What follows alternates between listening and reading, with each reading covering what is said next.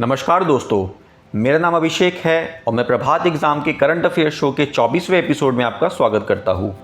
इस श्रृंखला में हम प्रतियोगी परीक्षा के दृष्टिकोण से दिन के महत्वपूर्ण वर्तमान मामलों को कवर करते हैं। हम विभिन्न समाचार पत्रों और वेब पोर्टलों से महत्वपूर्ण समाचारों को कवर करते हैं। इस करंट अफेयर शो को देखने के बाद आपको किसी भी न्यूज़ पोर्टल पर जाने की या न्यूज़पेपर पढ़ने की आवश्यकता नहीं है।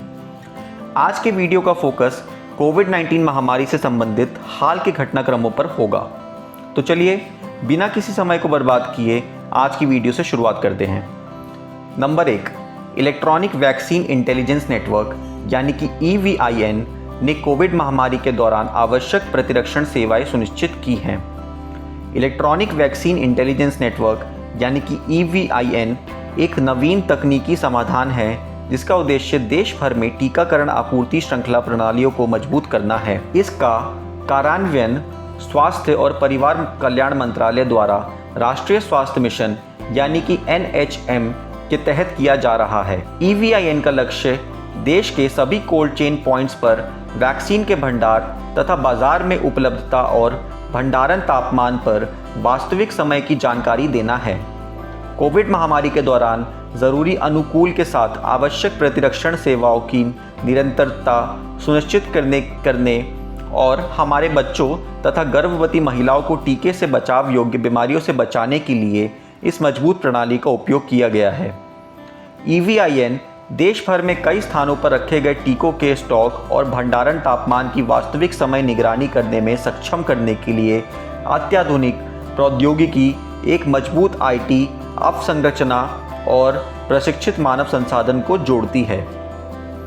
इलेक्ट्रॉनिक वैक्सीन इंटेलिजेंस नेटवर्क से एक बड़ा डेटा आर्किटेक्चर बनाने में मदद मिली है जो आंकड़ों के आधार पर निर्णय लेने और खपत आधारित योजना बनाने को प्रोत्साहित करने वाले क्रियात्मक विश्लेषण सृजित करता है, जिससे कम लागत पर अधिक टीकों के भंडारण में मदद मिलती है। अधिकांश स्वास्थ्य केंद्रों पर हर वक्त टीके की उपलब्धता बढ़कर 99% हो गई है। यह दर सभी स्वास्थ्य केंद्रों में प्रौद्योगिकी अपनाने पर उसकी उच्च क्षमता को दर्शाती है, जहां वर्तमान में EVIN लागू है। इससे यह सुनिश्चित हो गया है कि टीकाकरण सत्र स्थल पर पहुंचने वाले प्रत्येक बच्चे का टीकाकरण किया जाता है और टीके की अनुपलब्धता के कारण उन्हें वापस नहीं भेजा जाता है। इस मजबूत प्लेटफॉर्म में हर स्थिति में कोविड-19 वैक्सीन सहित किसी भी नए वैक्सीन के लिए फ़ायदा उठाने की संभावना है।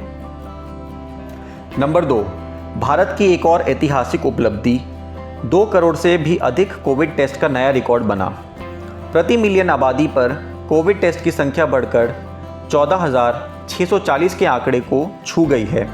भारत ने एक और ऐतिहासिक उपलब्धि हासिल कर अब तक 2,02,02,858 कोविड-19 सैंपल का परीक्षण सफलतापूर्वक कर लिया है। यह कोविड-19 से निपटने के लिए केंद्र के मार्गदर्शन में राज्यों तथा केंद्र शासित प्रदेशों की सरकारों द्वारा इस अत्यंत कारगर रणनीति को अपनाने से ही संभव हो पाया है। आक्रामक तरीके से परीक्षण करें, मरीज से संपर्क में आए लोगों का कुशलतापूर्वक पता लगाए और तुरंत आइसोलेट एवं उपचार करें।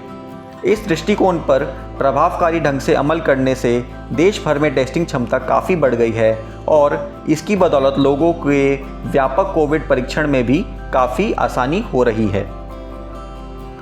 पिछले 24 घंटे में 3,81,027 सैंपल का परीक्षण होने के साथ ही टेस्ट प्रति मिलियन की संख्या बढ़कर 14,640 के आंकड़े को छू गई है। मौजूदा समय में भारत में प्रति मिलियन कोविड टेस्टिंग की संख्या 14,640 है। देश भर में TPM यानी कि टेस्ट पर मिलियन में निरंतर वृद्धि का रुख देखा जा रहा है, जो तेज़ी से विस्तृत होते टेस्टिंग नेटवर्क को दर्शाता है।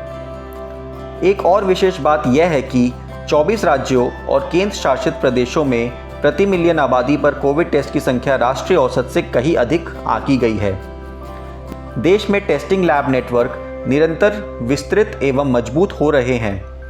देश भर में 1,348 लैब हैं, जिनमें से 914 लैब सरकारी क्षेत्र में और 434 लैब निजी क्षेत्र में हैं, जो कि कोविड-19 की टेस्टिंग कर रहे हैं। नंबर 3, DCGI ने सीरम इंस्टीट्यूट पुणे द्वारा ऑक्सफोर्ड यूनिवर्सिटी की वैक्सीन के द्वितीय एवं तृतीय चरण के परीक्षणों की मंजूरी दी। Drugs controller general of India यानी कि DCGI ने भारत में ऑक्सफोर्ड यूनिवर्सिटी और एस्ट्राजेनेका को उनकी कोविड-19 वैक्सीन कोविशील्ड के फेज़ 2 और फेज़ 3 क्लिनिकल परीक्षण के लिए मंजूरी दे दी है। इससे कोविड-19 वैक्सीन के विकास में तेज़ी आएगी। नंबर 4, केंद्र ने जिम और योग संस्थानों के लिए दिशा निर्देश जारी किए। केंद्रीय स्वास्थ्य मंत्रालय ने जिम और योग संस्थानों के उद्घाटन के लिए दिशा निर्देश जारी किए हैं, जबकि यह निर्दिष्ट करते हुए कि नियंत्रण क्षेत्र में ऐसे सभी संस्थान बंद रहेंगे।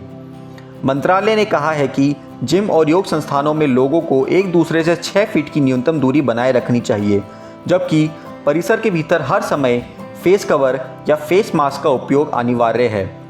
योग व्यायाम के दौरान या जिम में व्यायाम करने के दौरान सांस लेने में किसी भी कठिनाई से बचने के लिए एक छज्जे का उपयोग किया जा सकता है। दोस्तों, अब समय आ गया है आज के सवाल का। आज का सवाल है कि बांग्लादेश के लिए पहली कंटेनर ट्रेन कहां से रवाना की गई है। आपके ऑप्शन है कोलकाता, पटना, दिल्ली या गुवाहाटी। आप अपने जवाब हमें नीचे दिए गए कमेंट सेक्शन में बताएं। हम इस पर कल की वीडियो में चर्चा करेंगे।